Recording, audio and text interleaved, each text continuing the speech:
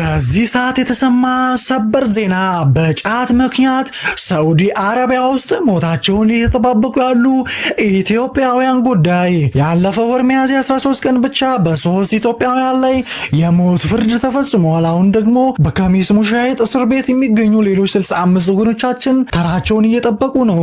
አንዳንዶቹ ደግሞ ቁጥራቸው ከ200 በላይ ሊሆን እንደሚችል ይናገራሉ።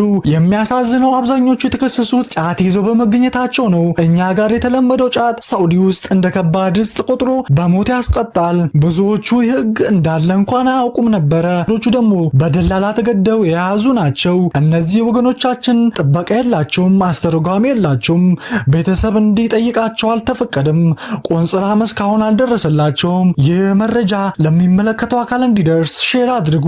የፕላሷን ምልክት በመጫን ላይክ ሼር በማድረግ በሳዑዲ በኩል ያለውን ህግ በጣም ከባድ ነውና ወገኖቻችን እንዲጠነቀቁ ንገሯቸው። ፈጣሪ ለታሳሪዎቹ ይድረስላቸው።